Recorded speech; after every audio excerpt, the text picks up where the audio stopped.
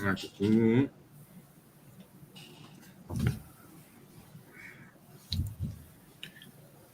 Welcome to the Gamers Zone. I'm your host, Ahman Green, and my co-host John. Audience doesn't have sound. Can you hear me? No. Hey, what's up, Ahman? I couldn't hear the intro if the intro was playing. Oh yeah, I figured that. That's why I was just letting it roll. That's why I was moving, so you know it was going, doing the dancing setup of the show and everything. So we're in here for another round of the Gamer Zones. Like I mentioned, I'm your host, Ahman Green, and my co-host John. Audience, man, doing good there. And this show, if you haven't been to it before, we talk obviously video game, but we talk what's going on in the video game industry, and we bring in every now and then, like this show, we got a special guest. So I can't wait to get to the special guest. That's going to be a great conversation, John. But to check in real quick from last week's show, man, what have you been up to, buddy? I've been, a couple of things. I got a championship ring from Wisconsin Volleyball. I saw that, man. Ooh, yeah, I should have brought it down. Got the nice. That was a lot of. It's got a lot of diamonds in there, bro. A lot. I'm like, man, I saw that. I was like, good gracious. Where do you keep yours? In my closet. In my closet. Yep. Okay. That was a lot, though. They have that whole, even through the bottom part of it. I saw it's like all diamond out. Mm-hmm. That's pretty dope. That's for the Wisconsin ladies volleyball, correct? Yep, for the volleyball team, 2021 championship last December. Finally got that. And then the other thing I've been doing them on is even like last night, Aaron Judge of the New York Yankees hit home run number 60. So crazy. Do you remember 90? What were you doing? Were you watching baseball at all in 98? Yeah. I'm a baseball guy. So you remember the home run race with Sosa and McGuire? Yeah. Like this Aaron Judge go around here in 2022 has, to me, that kind of feel. If you're very nostalgic about what happened in 98, to me, that has this kind of feel. And it's crazy because when you look at the American League, most single season home runs, 4 of the top 5, now Aaron Judge in that top 5, are from like 1932, 1938, 1927, 1961. Right. And then look at the National League. Like the top 10 only has one player pre-1998. Otherwise, it's all 98 and newer, especially that 98 to 2001 steroid era. The top 6 are all within that time frame. Exactly. Interesting. Yeah, it's like I follow baseball, and I'm like, when was the last time there was a over 60 home run person that I was actually like, everybody knew too. It's like, that's amazing. You know? So last over 60 would have been what, 2001? Yeah, Barry Bonds. Barry Bonds with his 73 right there. I remember that year too. Crazy. That is wow. So interesting, bro. By the way, Bet Online is go right ahead. Show. Knock that out.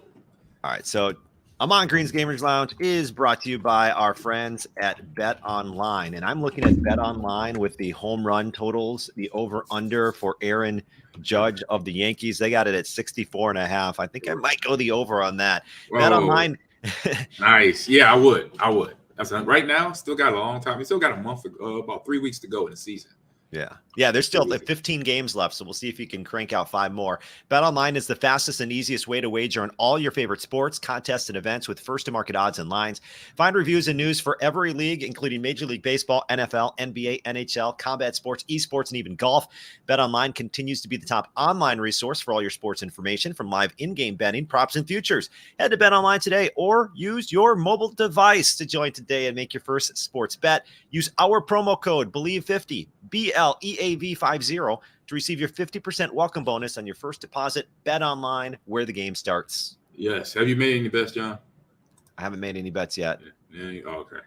All right. I mean, either. I'm warming myself up to some prop bets here soon, either in football or esports, one of the two. But I just got to warm up to it. Keep thinking about it, and finally one day I'm gonna pull the trigger. It's gonna be a nice, easy. 20. Hopefully, if I could put a $20 bet in, or maybe a $50 bet, I have a limit.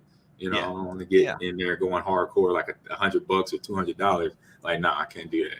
Well, you got to use the promo code BELIEVE50 once you figure that out, Ahman. Yeah, that's what I'll do. I'll use that promo code. So with that being said, we're gonna head over and bring in our special guest of the day. It's my man. We were talking to Andrew Stevens before we got into the live of the show. And Andrew Stevens is a guy that has done some fun stuff, a lot of PR promotions for Thunderful Publishing and Rising Star Games, but has done other things as well before he's done on that, and that's what we're got him here to talk about. So welcome into the show, Andrew. How you doing?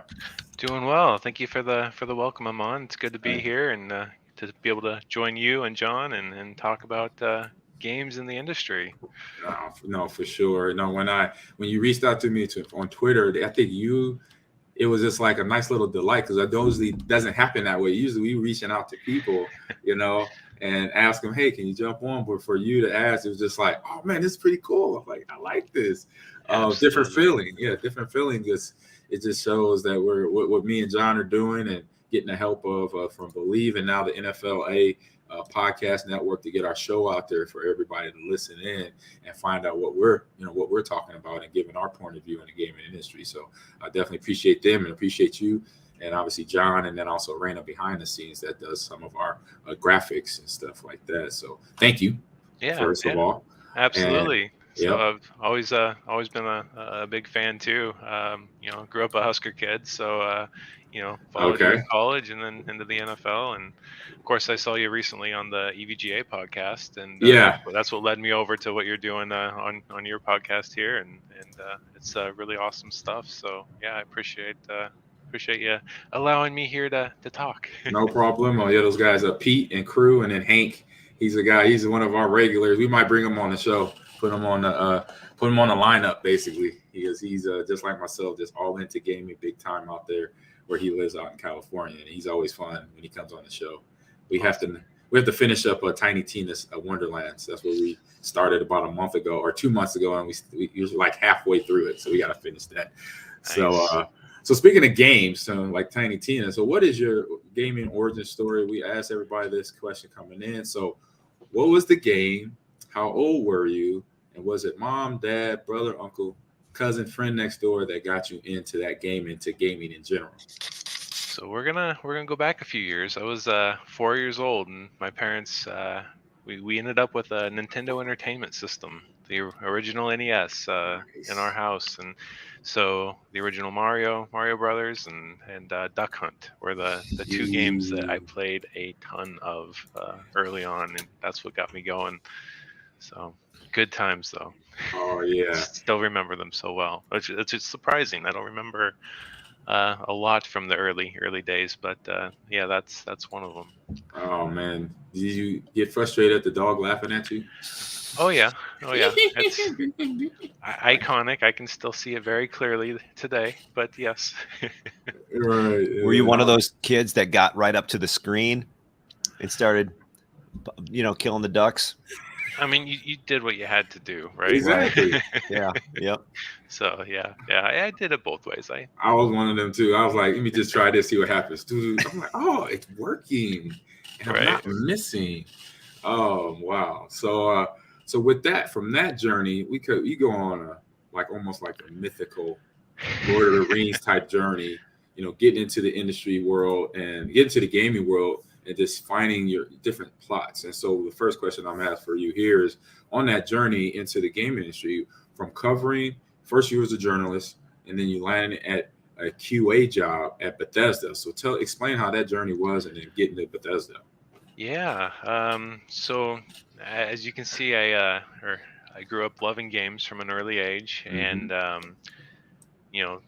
played everything from the like Super NES, N64, Xbox, Dreamcast. Dreamcast was a big influence, and actually it was the Dreamcast days where I got on like the IGN boards and kind of got involved with the community there, and then always started reading reviews and everything.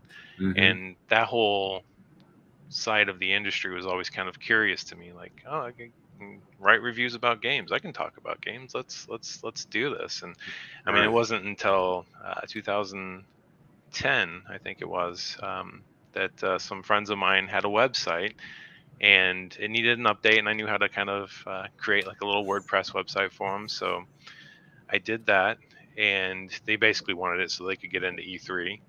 So Okay. That's how it was back then. You just needed to show that you did cover a little bit. Of course, it's changed now, but right. So I created a website for them. I'm like, hey, can I write a little bit for you as well? So I started writing a little bit, and then I'm thinking on the business side of it, I can request review copies, right? Let's Ooh, reach out to idea. these people in the industry and get some review copies.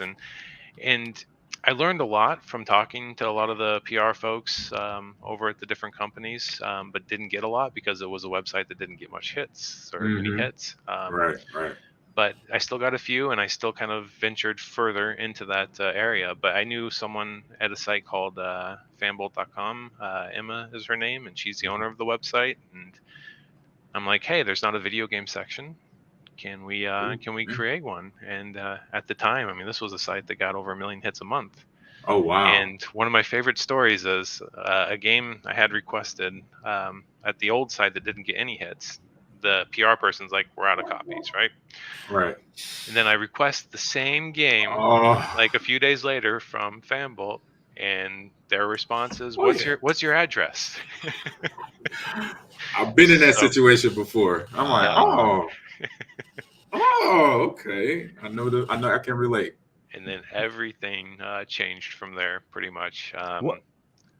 What year are we talking, by the way, when you start writing for these websites? So yeah, 2010 was when I started at the site that wouldn't get a lot of attention, but then Fanbolt was 2011, just a year later. So it took me probably a little under a year to kind of get familiar with how this all works, how that playground works, right? Yeah. And learn the industry from that perspective. So that's how I got started at Fanbolt, and it gave me all kinds of opportunities to cover, games, hardware, GPUs. Speaking of EVGA, Right. But about that later.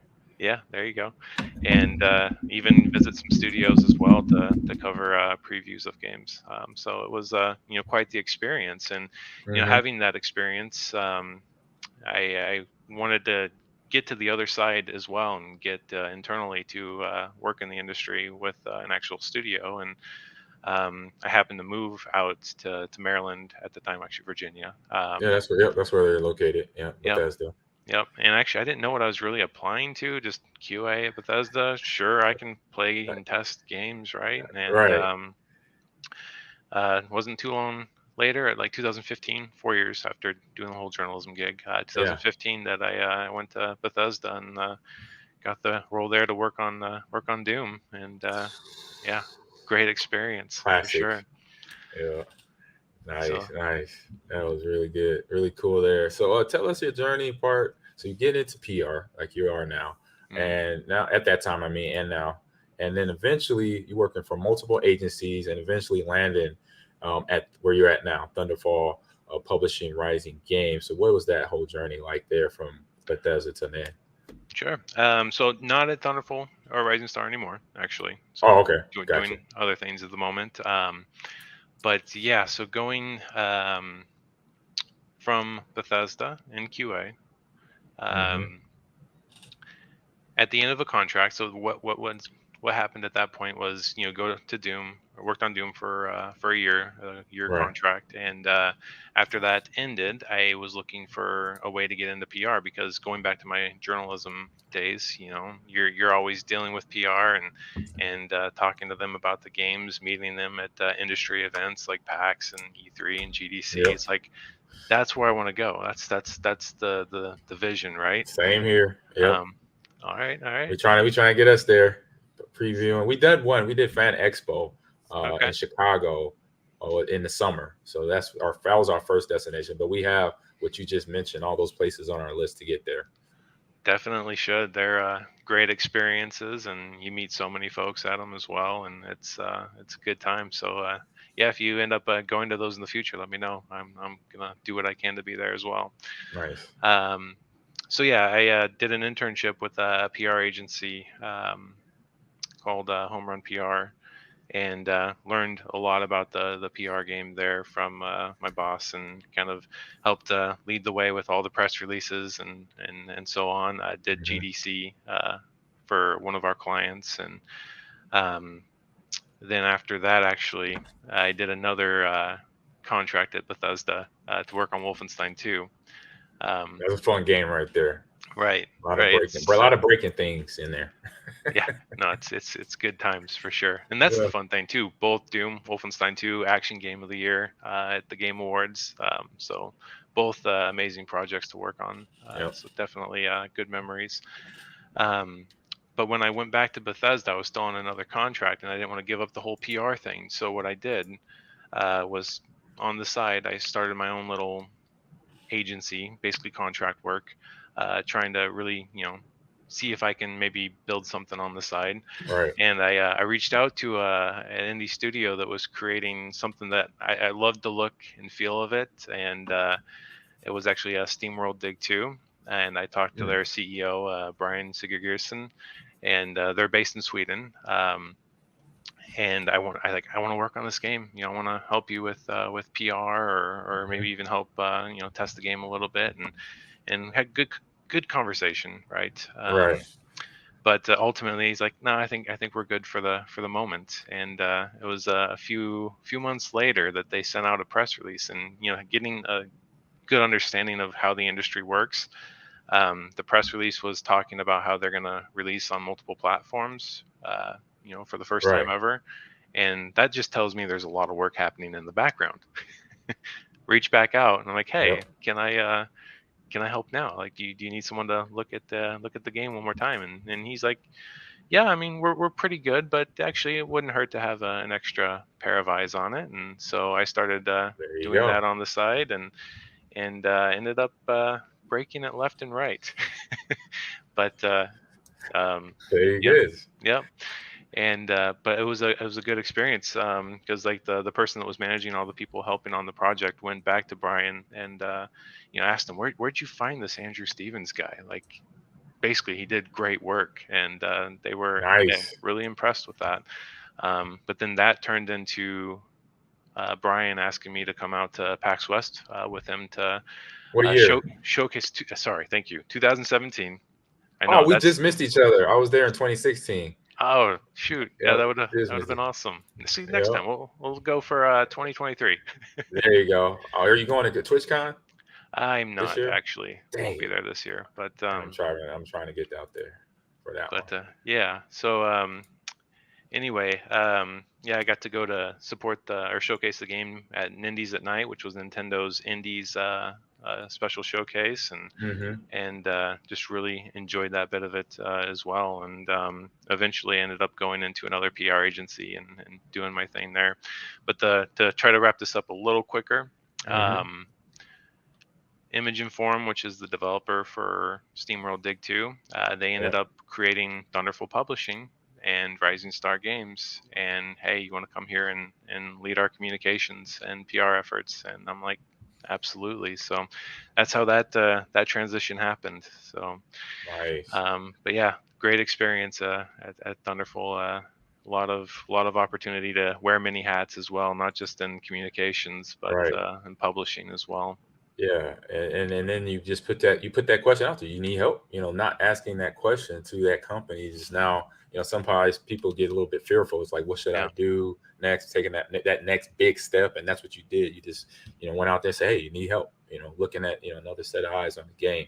And so we got a few more questions here. I know Big B, what's up? Absolutely. Yeah, Big B in the chat, man. How you doing? And Notorious Afro also moderating the chat as well. So got the fun game. So the fun question here is, just for time's sake, I want to get right to this one. So working for, or you not there no more, but they're working then, but then now still doing it now, scouting games. So what's that whole process like of scouting a game, and what games Yeah. make it and what games don't make it? So that's always the fun element of it. And I had the opportunity to work with someone there to really go through a lot of different games that were pitched to us. I mean, we Mm-hmm. also looked outward ourselves, but we would often get pitched a different game, and review it, take a look at what their Right. process is for their going through their game design documents and going through whatever they had to show physically, because at these early stages sometimes there's not a lot to go by, Right. and so a lot of it is you kind of look at experience, you look at the art style they're aiming for, you look at just if they do have some gameplay to kind of go by. I like to pay attention to that. Like gameplay is my thing. Like, I mean, I'll go into games and I'll be listening to music, not even paying attention to the story or the sound in the game. I just want the gameplay experience, right? Right. Yeah. But yeah, so we look for a lot of different things, and one of the kind of important parts is, does this kind of match the style of game we're looking for to put under our label of games. Right. I'm missing the word, but Your logo or whatever, right? no, just our portfolio of games. Gotcha. Sorry, that's what I was going for. And yeah, there's a lot that goes into that. So yeah, I've had opportunities to go through many and had to reject some that were promising, but maybe didn't quite have the lasting appeal that I was looking for. But then there's games that had like we could market this like crazy. This would be amazing, but the overall polish, I don't know if that would have been there. And so like I would question that. And then one of the games I ended up making sure we got signed was a game called Fire Girl, and that just kind of had everything that I was looking for: a good retro style, good art style, fun gameplay, and just everything kind of gelled together there. So yeah, that's kind of the gist of it. Nice. Yeah, in my head, game development, definitely fun is there. So I'm on the right track. Yeah, I mean that's the important piece. Always have fun, and always ask questions. Always talk to people, like you were saying earlier too. If you want to like help someone out, offer your assistance too, and you never know where that can lead you. Because to kind of go back to what I was talking about earlier with SteamWorld Dig 2 and Image and Forum, I just offered to help, and then it landed me a head of communications role at Thunderful Publishing. So yeah. Right. That's awesome. All right, Jon, I know you have a couple questions here. Yeah, and that's a great story that you just ask for help and it kind of pushes your career forward. So okay, so Counter-Strike was big for me in college, right? I remember my roommate would play Counter-Strike for hours, like just stay up all night long playing Counter-Strike. And I know that was a game that kind of influenced you too, because you were a competitive gamer. Can you talk us through that process? What in the timeline, when did this happen, and how did you get started down the competitive route before exiting? Yeah, absolutely. So Counter-Strike was a good first experience really into the competitive online multiplayer gaming experience. And I got to a good level there, but I didn't really I wasn't there to play like on a team-based competitive match. I don't even know if they were really doing much of that back then. But it was actually 2002 once Xbox Live released and we had Ghost Recon on the Xbox. That's where it really all started for me. And it's interesting. That's such a fun example to first kind of talk about is, it's a tactical military shooter. You're trying to go slow through it.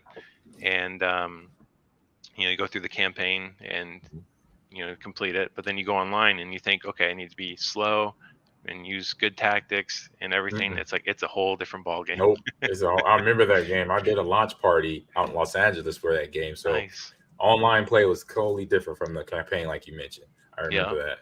Yeah, it's like all of a sudden you got to learn your speed. You got to learn the maps. You got to learn your drop shot. The drop shot was the way to go back then. And I got good at the drop shot. Yeah. So it was such a good time, and that series is what I stuck with throughout my competitive gaming career. Yeah, so I followed Ghost Recon to Island Thunder, Ghost Recon 2 and Summit Strike, and not so much. They weren't there. But then once Advanced Warfighter and Advanced Warfighter 2 came out, those were the golden years. That was the perfect game, and just the perfect. I loved how the feel was of the shooting and the mechanics in that one. So it was to kind of skip ahead a little bit more, but it was Advanced Warfighter 2 is when we ended up winning championships. And kind of the interesting stories there is like I would easily have the best shot. I mean, I thought I had the best shot in the game. No one was better than me, and of course, right? You gotta be confident. Yeah, you gotta be confident in your game. Yeah, but that's the thing. I was like any public room, I would just I would always be at the top. But you get into a match, and I struggled actually because I tried to play too aggressive. I was a little jittery, and it got to a point where I wasn't doing good in the matches. And my captain at the time's like, "Hey, we're gonna bench you if you don't start turning this around," and it gave me like a really good talking to. And the funny thing is, it's now known as the talk with all of our team members. There you Like, go. remember when he gave you the talk? And I'm like, yep, because it was that again, game changing. I finally learned to really settle down. Again, I had the best shot, but now that I'm settled and let them come to me and just play in my zone, I mean, it changed everything, and that's when we started winning. So it was just really good times, and I mean, there's so much to go in there too. It's like I took the time to really learn not just my spot on the map, where I would set up to play defense, like we play Siege a lot, but not just my spot, but then where my teammates were, because we would get so good to the point where if one of our teammates went down, well, I know where the hole is in our defense. I know where I need to look, and we work in unison in that way, just really well together. We also went over different tactics that would give me the opportunity to push out a little bit further than normal, depending on where we were in the matches, if we were winning at the time or if we were maybe losing and we needed something to change it up, push me out a little bit further and play that way. One of the, like, we'd go through all kinds of different strategies, and actually one that I was thinking about last night, again, I bring it up here, but the strafing is a big deal in these games, right? Huge. There's this creek bed, this long creek bed in one of our maps that we would play defense on, and I took the position at the very end, and I'd always strafe out and get these guys every single time. But we would play some of the teams over and over again. They finally knew to put a sniper down there, so I'd strafe out. I get the first guy, but then the sniper would get me, right? Right. So the amount of detail that you go and put into these games is so important, and we learned how to protect against that. It's like, well, don't strafe out anymore, because you can still be up against the wall, covered. Instead of strafing out to shoot them, kind of go backwards, like a backward strafe, and shoot the guy going backwards, and then the sniper can't see it, and then you just totally perfected that spot again. Thank you. You just give me some coaching tips right there, because I got a few COD players, a few Valve players that do that. They peek a little too much, and I've been thinking of something else to say other than don't peek too long, or don't peek too many times. Thank you. You just said, pull back. Yeah. I like that one. Yeah. Even Andrew, if you help me out with that one.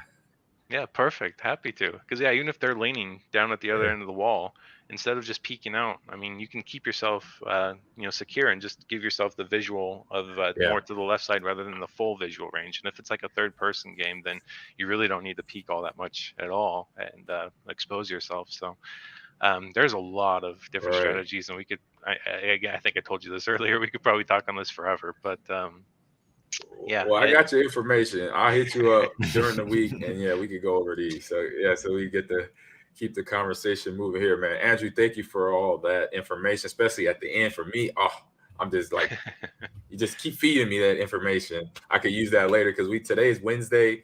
I have a league game tonight, and we have a COD game tonight. So awesome. I could definitely reference those the information you just gave me here now. So we're gonna head over to quick hitting news bites here in this podcast, and we also put Andrew's Twitter and YouTube, where you could go find him and watch his videos and watch what he's posting, what he's chit-chatting about as well. So for us, John, you ready to talk about this? What's going on in the world, in the industry side of it now? How about some quick headlines here at Ahman Green's Gamers Lounge podcast? Take a guess which video game topped sales in the United States in the month of August. We had a podcast on it, one of our most successful podcasts in the last 6 months or so. It's Madden. It's Madden 23. This is from videogameschronicle.com. Of course, says Ahman. And there's a chart here for the top US video games. Now, it doesn't list the dollar sales, but if you scroll down and click on that chart, it'll pop up kind of like what's the top 10, the top 20 right there. And Madden NFL 23 is the new number one, coming out of nowhere, obviously. And every single season, Ahman, Madden gets released. They're at the top of this list. It is the 23rd straight year that a Madden game has been the top-selling title during its launch month, and that's really no surprise. It's interesting. I mean, because it's such a, they do a good, and and Andrew, you can speak upon this. They do a good job with promotion. They put a lot of effort there. And then fans in America are football fans of any other sports that are out there here in the United States. Football it rules. It's king here. So that for me, and everybody's like, Ahman, do you like, why do you like the game still or whatever? I'm like, yeah, I like for when I played football. But everybody's like, man, it's the same game. I'm like, yes, it's the same, but it's always the new players, the new game modes they add in. Now you got pretty much a campaign mode in Madden over the last 4 or 5 years, which I think is really cool. You can live out a story, create your character, and play out that that character all the way to like the Hall of Fame part of their lives. So every year, yes, I could see that happening basically. What about you, Andrew? Yeah, I've played a few games myself. I have the EA Play, so I was playing a little bit on PC, but I didn't actually realize this until I was talking to a friend. But the PC and console version is very different. I guess they have a new passing system that's available on the console, so I need to actually check that out on PS5 and give that a go. So that's my project for the weekend. Right, they call it field sense. That's what they call it. Field sense. So just the top 5: Madden NFL 23, followed by Saints Row, Marvel's Spider-Man, Elden Ring, and Multiverses. Top 5 selling in the month of August. And one last note here, Ahman, on video game sales. Year-to-date spending, we always, every once in a while, I bring in kind of like these big year-to-date numbers. We compare it to the previous year. $34 billion spent on video games year-to-date, representing a 9% decline compared to the same time period of 2021, but 3% higher than 2020. So that's my news story of the week, is that, hey, surprise, surprise, Madden's the hottest selling video game in August. Right. And so, no surprise, but surprise. We like it. I know they enjoy that. Obviously, more money in their pockets. But obviously, for me as a fan, I'm going to play it. I'm going to download it. Yeah, I actually did it. A lot of gamers can't say, oh, I did that job. That was my job, which I can say that along with other guys, a whole bunch of other like 20,000 players that played in the NFL. But for me, I'm bringing up EVGA because I know those guys. I've done a stream, and Andrew, you mentioned it. You watched us. You watched me stream with Pete and crew and my man Hank Basket. So EVGA, as we know, very popular card maker, parts ways with Nvidia. They said here in a messy breakup by way of Kotaku.com. So here it talks about, and now for something that no one else saw coming. I was kind of surprised too. And I'm like, I'm going to call my guys because I talked to them and they're really nice guys. We have fun gaming. We played, we did Madden, we did NBA 2K to find out what, from their point of view, what's going on, and what they're going through as experience. So EVGA, one of the most prominent third-party PC graphic card manufacturers and a favorite brand among PC gamers for quality parts and reliable warranties backed by solid customer service, has basically ended and terminated a long-time relationship with Nvidia here. So as we know, both companies very well known, but then also Nvidia. So this is going to be interesting where both goes from this point on, because as you know, those are the companies that put out some of the best material in terms of GPUs and how they work for a gamer. So them not working together, it's kind of like when Tom Brady left the Patriots. It's like, what's going to happen? It's going to be, Tom Brady go down to Tampa and win a Super Bowl. Is that going to be EVGA do something big again and become successful and stay right where they left off, or vice versa? We don't know. So seeing this was like definitely big deal because of the names. And it was first brought to us by the YouTubers, Gamers Nexus and Jay's 2 Cents there. They announced it. I think they saw that. They announced it on their stream about a week ago. So this was something I was definitely going to bring up here on the podcast. So let me go over to Kotaku. Let me ask you real quick, you guys' thoughts on this as we wrap up the news. So that it says here in this story by Kotaku, it seems like EVGA is just done with GPUs. So they're just stopping GPUs altogether. I guess so. That's my understanding from what I read. So what does that mean? What does that mean to the gaming community? That means they probably won't be putting out good GPUs there. You have other companies that are manufacturing GPUs as well for Nvidia. So as far as EVGA, they have their other components and that same quality and that same quality that they put in their GPUs is in their other products as well. So it'll be interesting to see how they progress moving forward. But whatever they do put out, I'm sure it'll be still good. So, yep. And so, like you mentioned, like you asked, John, it says the company reportedly said it won't be pursuing partnerships with Silicon Valley giants like AMD and Intel. So they're not going to those guys. So they put that out there. So yeah, it's just interesting to see where they're going to go, because this is going to be a big, I say, slowdown or hiccup in the industry, because a lot of gamers use them as a company in building out their own custom PCs, basically. So, all right, and I think we're coming down to that time, John. We got a little this or that coming at you. Okay. And here we go. If you can hear that, I don't know if you can hear that. This or that. This or that. Did you hear that, Andrew? I didn't. No, it's only on mine. What's the deal? I don't know. Wrong buttons pushed in. This or that, Andrew. This is straight from the mind of Ahman Green. We're going to ask you some this or that questions, and we'll see how you answer. And you as well can play along listening to this podcast. All right. Would you rather learn swords or lances? What's a lance, Ahman? A lance. I knew that question was going to pop up. So a lance is the lance that you go jousting with. So when the knights are on the horses, that is a lance, and then a sword is a sword. There you go. That's the difference. I'd rather learn swords. Yeah. Yeah, I'm going swords too. We were watching House of Dragon, Andrew, and the first couple episodes we saw a couple knights go get lanced. Nah, I'm not about that life. I don't want that lance all in my chest, taking out my spleen and all that stuff. So no. Yeah, that would hurt. I'm going to learn a sword as well here. Yeah, we got Z, my man Z here in the chat says swords as well, along with Big B. And then Big Baby Duke, John, he says, who cares what a lance is, John? Swords. There it is. That's funny. All right, next one. This is going to be a fun one here for you, Andrew and crew in chat. Okay. Right. Would you rather be a world-famous magician, but none of your magic is real? Well, okay, I don't think any of the magic's real, but sorry. Or a small-town magician, but all of your magic is real. Okay, world famous, but like David Blaine and it's all fake, or you're really small, not well known, but you actually have real magic. If it's a small coastal town, I'll be happy there with some magic. I mean, if I can just like quickly heat up some coffee without having to do much, I'm good. That seems I like how you say coastal. I like the coastal town. I like how you throw that on there. I'm gonna say I like how Andrew's thinking. Like, I'll go live on the coast. I'll live this small town life. I'll be able to do all these amazing things with my magic and just chill. Yep. Have a nice little fireworks show. Just spit them up in the air. Boom. I kind of want to do that now. I want to do small town, real magic. Yeah, Big B and Z. They said real magic. Don't care about fame. There you go. And small town. We see Big Baby Duke. It says going to real magic in a small town. So a lot of humble magicians here. I like that. I'm gonna go small town dude, because if it's real, then yeah, you could do a lot. It's more you than having the fame. Then you could go and do anything you want. You'd be like Doctor Strange up in that piece, basically.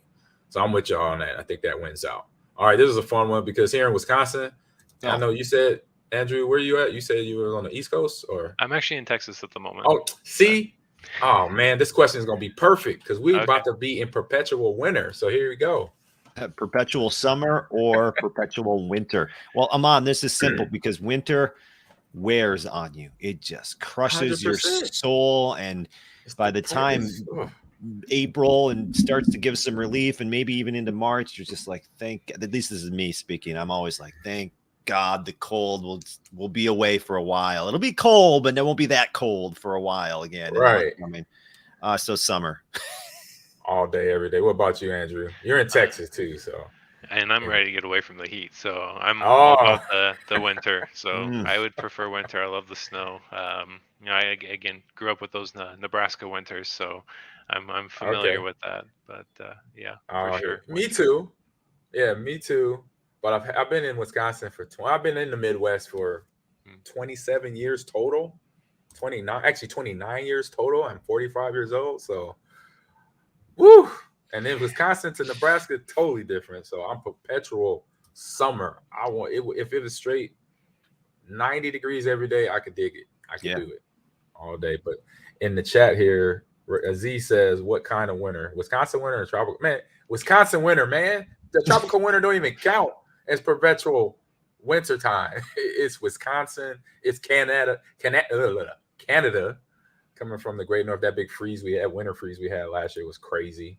So there you go. All right, we got some fun games. Some of the games you talked about, Andrew, coming up here into this or that. So we're gonna make you pick. It might be tough. Or it might not be tough. All right. It might be tough. It may not be tough. Here we go. First one here for you, Andrew. Doom. I see. Okay. Doom. You know, Doom. My colleagues on both were amazing, but the experience with Doom is just that single player is just too good. It is. Yeah. It's destroying dudes. That BFG. That BFG ain't no there joke. There you go. I streamed Doom Eternal when it came out a few years ago. And from start to end, I streamed it. And oh my God, when I got to the BFG, it is what it is, John. That's what it is. BFG. It's the letters that you're thinking of, what they actually say. It is that. I think I know what he means. Yep. Fun game. Very fun game. Yeah. All right, here. And in the chat, we had Big Baby Dude says Doom is one of the best. Yes, it is. That's the one I believe. No, his Eternal was different from Doom 2016, but I think they came out around the same time. I think there's 2 or 3 years apart from. Was it? Okay. Yeah. I think it was 2018. Was it 2018 for Eternal? 19, I will say, but I could be incorrect. Okay. I'm just trying to base it on different events I've been. What was at the time, and I don't recall. But got it. All right, last one here. This or that. Andrew and John in chat. Here we go. Oh Island. My goodness. This is a game changer. Because Island, Thunder, or Advanced Warfighter, Andrew? Okay. Advanced Warfighter 2 is perfection. Advanced Warfighter was great, but the polish of what they built with Advanced Warfighter into Advanced Warfighter 2 was just excellent. But Island Thunder, Island Thunder it was so good. But Advanced Warfighter, I'll go with that. You found a tough one. Yep, that was okay, difficult. John. What about John? I'm going to rely on what. Listen, gotcha. Andrew's the man with this. I'll go with Andrew's take. Right. I'm gonna agree with that. I have played some of the other ones like Future Soldier, and now some of the newer one, Tom Clancy's Wildlands, Breakpoint. I love those games. Those are fun co-op, almost like the Division. I played both of those. I played Division as well. Fun game there. But all right, man, we're at the end of this or that. I believe we wrapped that up, man. And Andrew, I know you say you probably have to go, so don't want to hold you any longer. I want to say thank you for doing this show here, and I'm gonna put up here your socials real quick again so everybody sees them. Well, I appreciate you having me on here and talking a little bit about competitive gaming and the industry, and it was a lot of fun and definitely something we can do again sometime. And of course, we should absolutely talk the competitive strategies and stuff. I could do that all day again. 100%. And then let's collaborate on something, meeting up at one of the cons between now and next summer, because there's as we know, probably 20 different cons coming up, from TwitchCon to E3 to DreamHack PAX. We'll figure something out. So absolutely, for sure. Yeah. All right. Andrew, man, have a great rest of your day. Appreciate it. Yeah, there we go. Take care. Yep. Hey, shout out to Andrew, and thanks for tuning into the first half of this week's Gamers Lounge episode. But click on that next podcast, because we've got our game releases of the week, including season 4 of Fortnite, and we are going to review the latest episode of House of the Dragon on HBO Max. So stay tuned for that in the second half of the podcast, brought to you by Bet Online. And we're back. It's the second half of the podcast, Ahman. I can't believe we go, John. If you missed the first half, we talked with our guest, Andrew Stevens.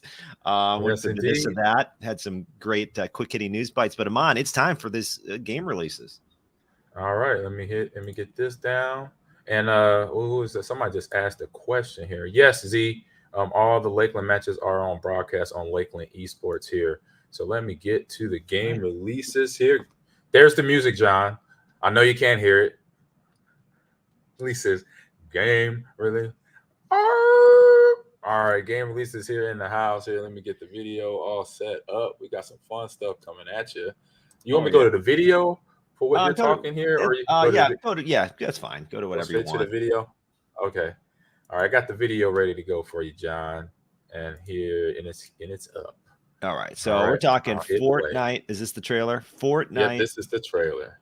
Season 4 is now here, and this is the trailer we're watching on Twitch. But basically, I know there were some server issues, by the way, at the start of the season 4 that Fortnite had to. Maybe this is what you're enduring right now. Some server issues with the video.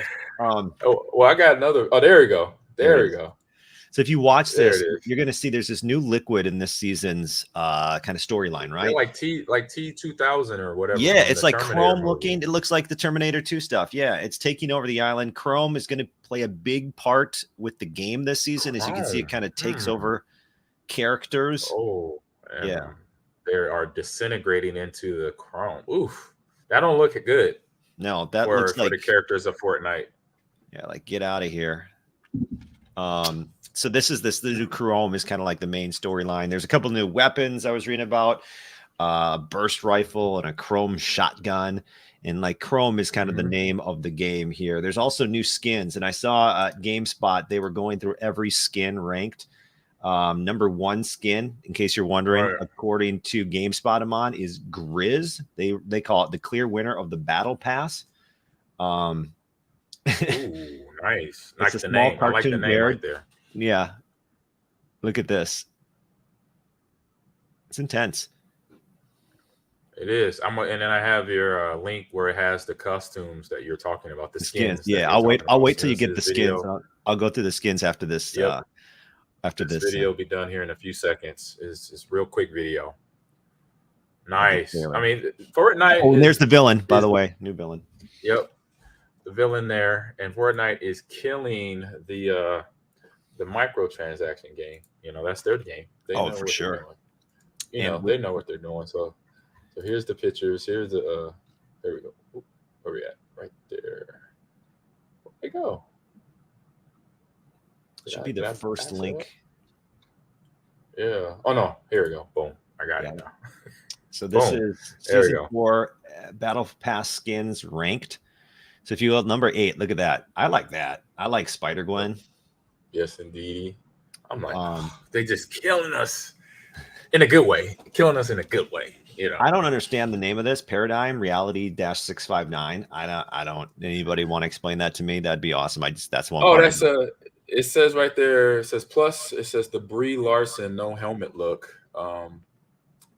Epic is put in some real efforts in some of the skins. So kind of like when The Rock was on here, he was the foundation. So this looked like somebody Brie Larson, most likely in that same neck of the woods type of character. And she says she's just a little mundane next to the rest of all the folks. But it's not Bites. Oh, I like Bites. Bites is number 6 as a season 4 skin. I like this next one, Meow Skulls. Go to number 5. I like the silly kind of skins. Yeah, that is a silly one right there. It's like a cat. I like the one they had the big body one with a small cat head from the last couple seasons ago. You see that one? I remember that? Yep. Yeah, big body, little head, like the Beetlejuice that got the voodoo dust sprinkled on his head. That's what he kind of looked like. Lennox Road is next. Okay. Nice ones. And they just kill it. The twins. There you go. That's fine. That's number 3. Number 2 is the Herald. This is, I believe, the new villain. Oh, no picture unless he's down here. Oh, you don't have the Herald? No, I have the Herald. He didn't pop up. But then look at the top one, Grizz. It's a clear winner. They say small cartoon bear driving a large bear mechanical suit. Looks like don't get any more Fortnite than that. Yeah, looks like a Care Bear, like a take on some sort of like Care Bear, basically. Yeah, they got diabolical, kind of like I get with this or that. They went and thought outside, like let's build out a character where it's being driven by it's a bigger bear driven by a smaller bear. Let's do that. Put it in the game. Make it happen. Like, and make it like a Care Bear. Yeah. So season 4 Fortnite is out. You should go check that out because Fortnite is one of those games that once you get into it, like I've never been able to like, it has never been fun to me because I'm too bad at it. You know what I mean? Yes, I know what you mean. That's like me playing Rocket League. I love playing Rocket League, but it's just I'm so bad at it. I'm like, oh, it's gonna come though. As I know, consistently play it, I'll get it. I got to do that, John. So what's your next game here, John? Next game, Slime Rancher 2. So once again, my kind of shtick with the game releases, aside from Fortnite Season 4, is then I'll pick something that just sounds like, okay, well, what's this all about? So this is, we're watching a preview if you're watching the show live on Twitch or Facebook or YouTube or wherever we are. Everywhere. Everywhere. Continue the adventures of Beatrix LeBeau as she journeys across the Slime Sea to Rainbow Island, a land brimming with ancient mysteries and bursting with wiggly new slimes to wrangle in the sequel to the smash hit Slime Rancher. So the Slime Rancher 2 is apparently you suck in all these. This is such a kid's game right here. Yeah, for sure, right? Yep. If this came out, 10-year-old Ahman Green is playing this game all day. Like I'm like having sleepless nights playing this. And as we record this podcast, this is set to go tomorrow on PC. Nice. Yeah, I would be all over this as 10-year-old Ahman. I'm like, can I get the next? I would beat it. Hopefully it's a campaign mode or you just go out down and suck up all the slime. And this is part 2. So I'm going to get part 1 too. Yeah. I'm that guy. I'm that kid. I would do that. I'm like, all right, mom, dad. I beat it. I'm ready for part 2. Can I go get it? We have Akba says definitely no more adults that have played Slime Rancher than kids. See what I tell you, John? Like video games, man, they are addicting. They are addicting. All right, the games I'm pulling up this week, I got a fun. I say it brings me back to the past of Robotech. You remember that anime TV show, John? Robotech? Maybe no, probably not.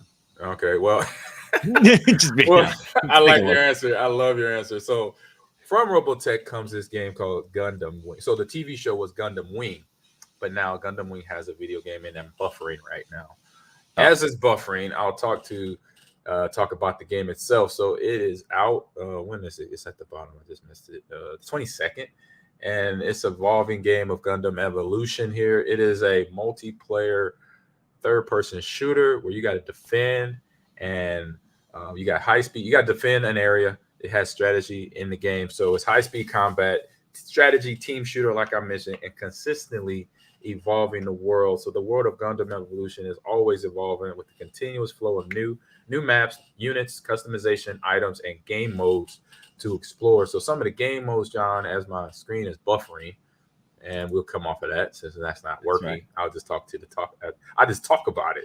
Okay. Yeah. So unique units of Gundam series take control of all the what you remember. No, I'll say if you watch the series Gundam Wing, you take control of all the iconic mobile suits from the anime series, in which each with their own unique weapons and abilities. So you have a unit of there we go. Video's playing now.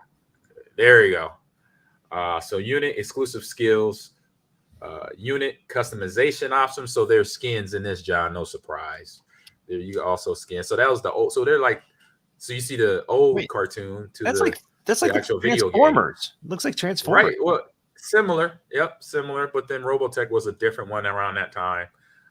So turn the tide of battle with the unit-specific G maneuver and loadouts of unique skills. Proper timing and coordination is the key to victory here, John, when you're playing in these matches. Of course, the unit customization option. So personalize your Gundam. So your Gundam, John, is the big robot. That's the Gundam. Okay. So experience like never before with unit and weapons. Skins, you got your emotes. So you're going to have these big robots dancing around, doing the nay-nay, doing something. I don't know.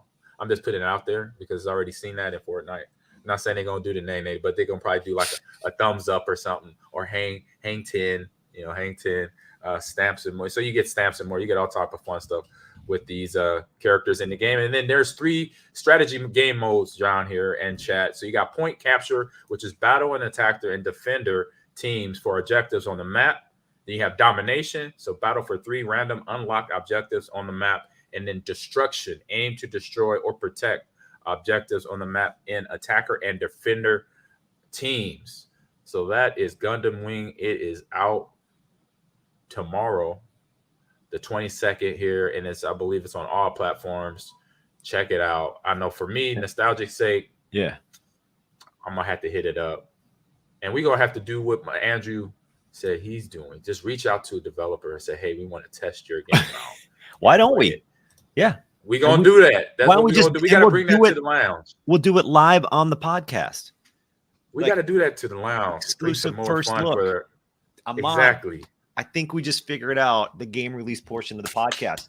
Everybody listening. We talked about it before. We just hadn't done it yet. Now we got it. And we can do it like first look of Gundam or whatever. Hey, real quick, some fun facts on Gundam. I'd never heard of that. I apologize. Somebody else has. I said it looks like Transformers. And then I started thinking, Ahman, while you're talking, did Transformers rip off Gundam or did Gundam rip off Transformers? Because they look very similar in my opinion. I pulled up their Wikipedia pages. It was Robotech before Gundam. Oh. It was Gundam before. It was Robotech before Gundam. Just saying. Robotech was a cartoon as well. Gundam and Robotech cartoon that looked just like this. No. Robotech was afterwards. That. I've got the dates. Oh, Gundam is a Japanese military fiction media franchise, media mix created by blah, blah, blah, blah, blah. Features giant robots.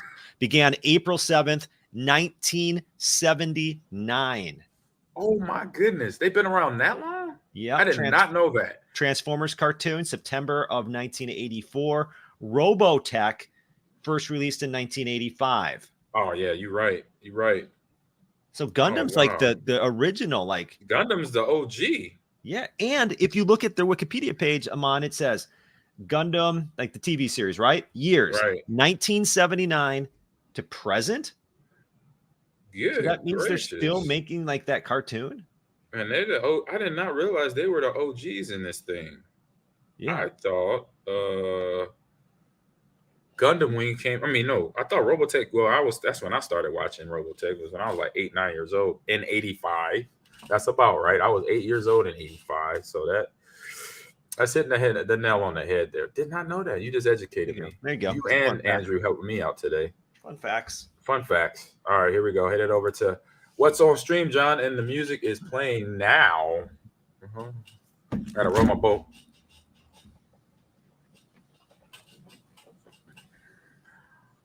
All right, what's on stream, people? We've been recapping Game of Thrones, House of the Dragon. We're on episode 5. We Light the Way. So let me get some video up here playing. It's some fun, interesting stuff. It is a lot of posturing going on, Jon. If you're watching the series, and you see this scene right here, I'll say the scene right here, this is later in the episode, is when Alicent has her conversation with Rhaenyra, as they about to show right here, where she's denying what her and Daemon did last episode because of what she heard from her dad, and her dad got fired because King Viserys was like, no, can't have that, and you can't be telling me you're double crossing, you're not really who you are. So he gets fired basically, and now this episode starts with Daemon right here. I'm gonna pause it. Oh, dang it. Did it already go by that fast? It's going so fast. Oh, he's let me pause it real quick. If I go back, let it play. But yeah, Daemon, it opens with Daemon going to the Vale because as we kind of heard from last episode, remember, the king is like, you're going to marry your niece, which was all sorts of messed up anyway. But back in the day, during these times, that was the thing to do, I guess. So he goes to the Vale to get his wife that doesn't like him at all. Daemon goes back to his old land, his kingdom. He goes to where he rules, where he lives with his wife, because he's been married. We just never seen his wife. We only heard about her the 4 episodes up until this 5th. And so with everything going down between him and Rhaenyra, his niece, and the king finding out, and everybody's like, what's going on? Who is, is she pregnant or whatever? Here we go. Video's playing now. So he goes there to basically, I don't know what his intentions were. Hopefully I could pause it here right on the top where he's at. They're standing there in front of her. But as we know, if you watched it, what happened? He walks up on her here and she sees him. Of course, she's like spitting fire at him and does not like to even see him right now. It's like, what you been? Where you been? What you been up to? But Daemon does what Daemon does, and somebody dies. So I'm like, God, dog. I'm like, Daemon is rough. Literally, he's rough. You can't really gauge what type of person he is. You don't know if he's good, bad, or he's just right down the middle. He's he's definitely an anti-villain, John. Definitely anti-villain. Where are you at here at this point of the show? So this one, hold on a second. All right, so this one to me. So here are my notes from episode 5. I love John's notes here. Because your notes is like you are reacting to that scene, and it's your first reaction. Exactly. You're not filtering it at all. You just, as soon as you react, you write it down. Exactly. So sometimes I'll write something down, and 5-10 minutes later, I'll be like, oh, okay, I understand what's going on now. But at the moment, it didn't make sense to me. So this all starts with Otto leaving and telling Alicent to prepare Aegon for the throne, right? He says the realm won't accept a woman as a ruler, and there will be war. So I think there's some foreshadowing going on here for the second half of House of the Dragon, where there's going to be some war, because eventually Rhaenyra is going to be able to take over, and a lot of people aren't going to like that. So this is another observation. The king has a cough, and as you can tell, killer cough. In this episode, it keeps getting worse and worse and worse. We also find out about this arranged marriage that Rhaenyra says, okay, fine, we'll get a marriage and keep the realm intact or whatever. I'll go marry some guy, but I'm not going to like it. And in fact, she has a conversation with, crap, I didn't write his name. What's his name? Sir. I wrote it down. With an L. Yes, Sir. Where is it at? Oh, somebody in the chat. Sir Lenore Valorant. How do you spell that? Laelenor. Sir Lenore. Sir Lenore. So they're pretty much having an open conversation about marriage, forward thinking. So continue. So my note on that is the future husband of Rhaenyra. The future husband of Rhaenyra is into men. He has a boyfriend. And she's kind of like, listen, you have your boyfriend. I've got my security guard, Sir Kristen. We're good. We'll be married, but we'll just, we'll live our lives. Which I thought was kind of interesting. And so that very interesting. And this is, at this point, it looks like game on. Things are going to work out. Things are going to be cool, calm, and collective in my head. But it's Game of Thrones, so that's when So you then obviously let the story, and this is where, like I said, mentioned earlier, this is where Daemon takes out his wife I won't say unintentionally, but he's clever. Yeah, he adjusts on the spot there. He helps out with making sure that she is no longer alive. Wasn't there a scene here too where the king was in bad health, and then they show the sky, he kind of goes to sleep and they show the sky, and you think did the king just die?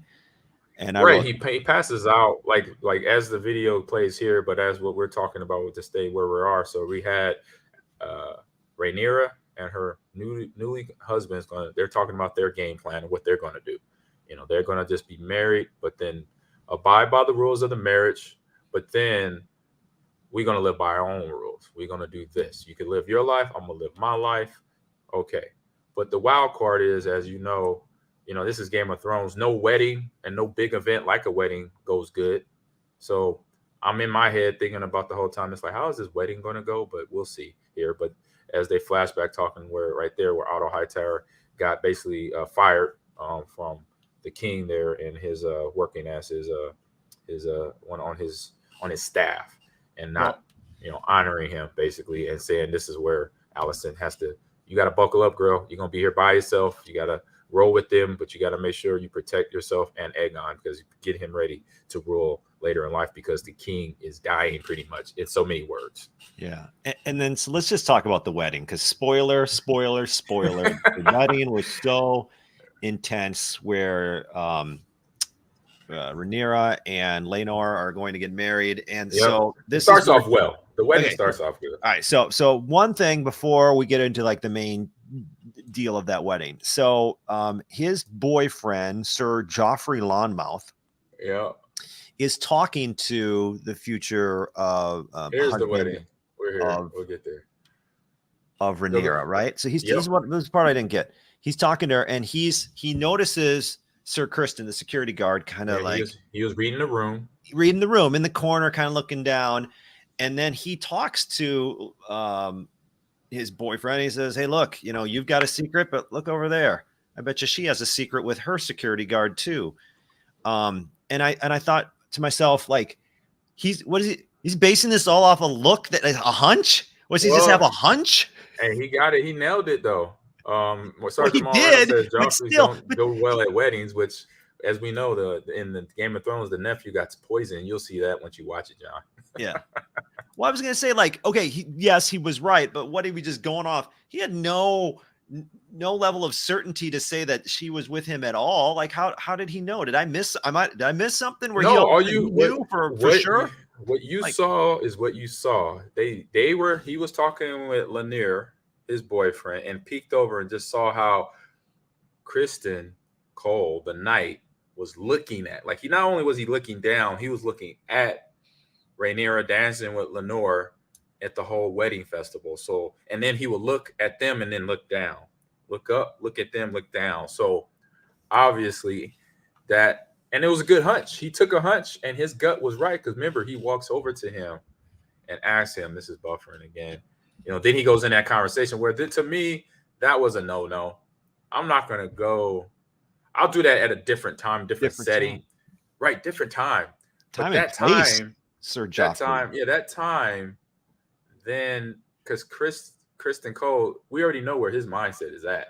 It's not a good mindset. Like, he's so the night of the time. Like, he's the only pure-hearted one where he's like, I'll die. I should kill myself because I've already stained my white coat of being a knight, basically. So he thought he was donezo when he told Alicent, like, yeah, I hooked up with the princess. Like, he's exactly like, my death sentence.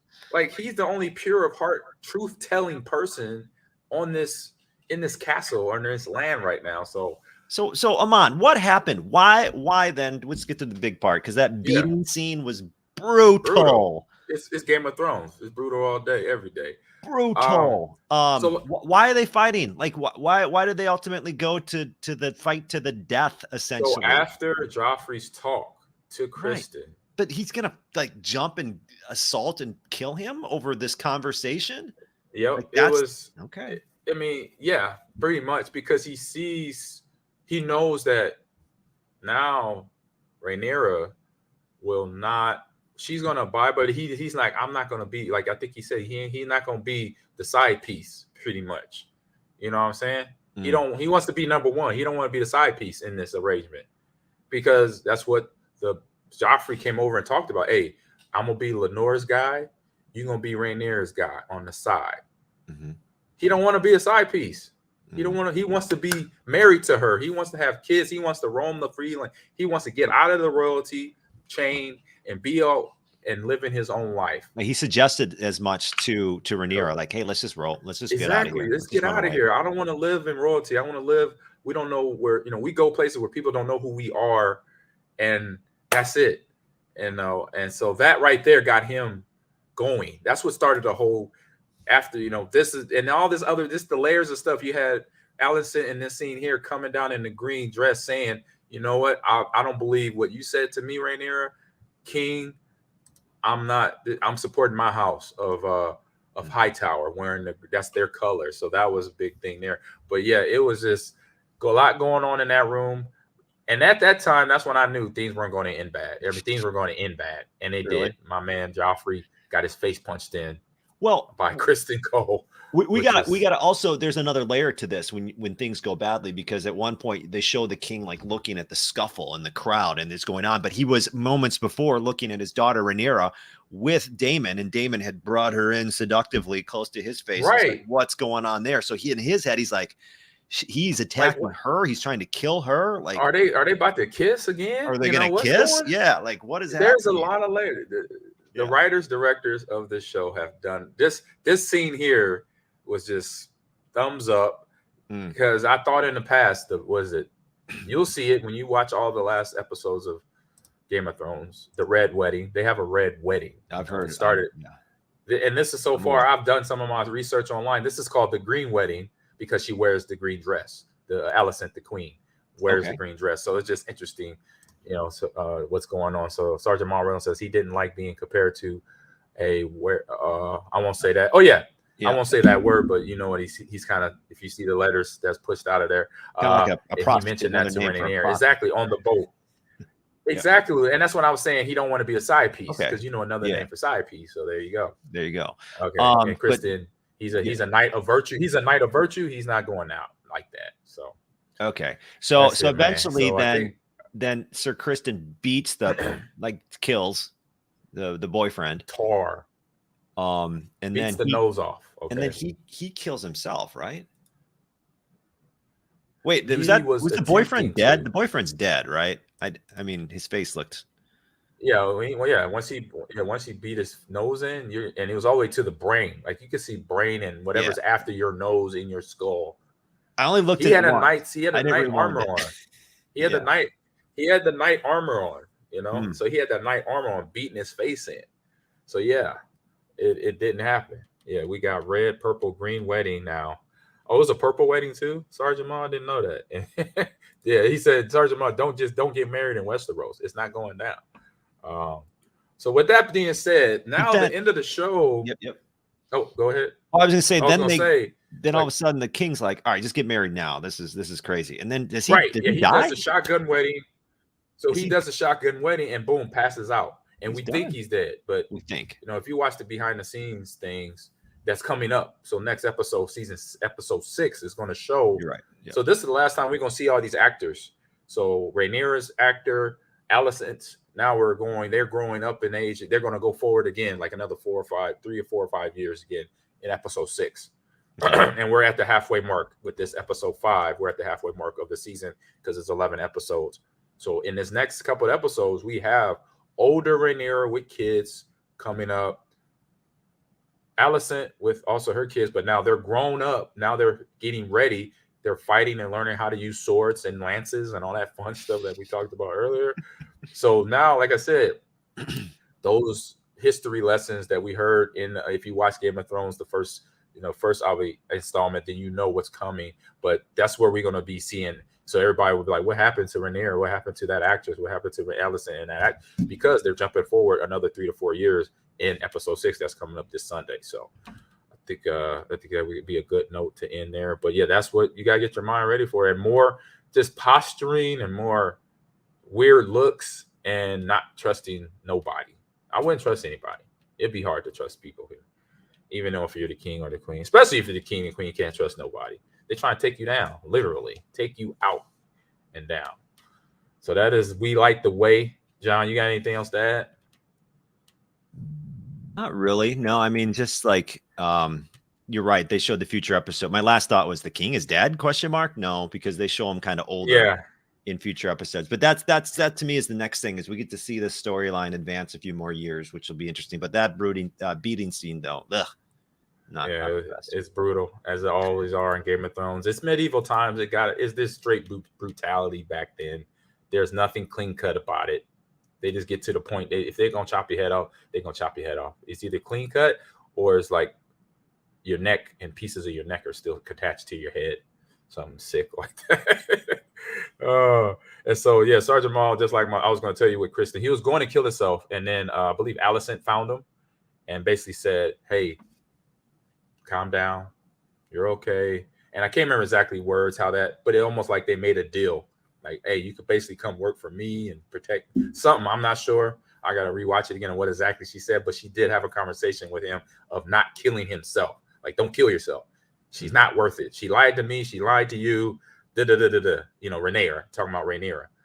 So that kept him from not. He's doing old school, just putting a knife. I'm sorry. I thought he killed himself. No, he didn't. Didn't he have the thing to his thing? He had it to his stomach. Yeah, he had it to his stomach. I missed that. My bad. Yeah. So no, that's okay. That's what we're here for. We're team. I got your back, bro. So we're here at the end of the show. So I want to say thank you for everybody coming in. We got Sergeant Ahman here dropping some dimes in here, and the Broke League. That is a hell of a fantasy football league name. I like that one. And he says, Ahman Green TV. What do you think about EA and Pack Strike? Is that Packers in the game? I'm not sure. We're gonna have to talk about that later. But thank you for everyone. Big Baby Duke, Ikeba, Big B at the beginning, Notorious Afro behind the scenes stuff, helping with the chat. And then, of course, Andrew Stevens. Check him out on his YouTube and on his Twitter. I'm going to throw it up one more time here on the screen. Oops, where I'm in the wrong area. Here we go. Where are we at here? Yeah. Oh, wait a minute. Did I go too fast? Boom. There it is. There we go. All right. And we're at the end of our time here on the Ahman Green's Gamers Lounge podcast. So we'll be back next week at 11 a.m. Central Standard Time, talking about what we talk about. Game releases, what's on stream, and more House of the Dragon, this or that, and then whatever's trending in the industry, maybe some leaks here and there. And we'll be talking about a big fundraising event that we're doing in the month of October coming real soon. So we'll be hyping that up starting probably next week or the week after. So thank you for coming in. I hope you're enjoying the show, and see everyone next week. Get out of here, guys. Get you out of here, John.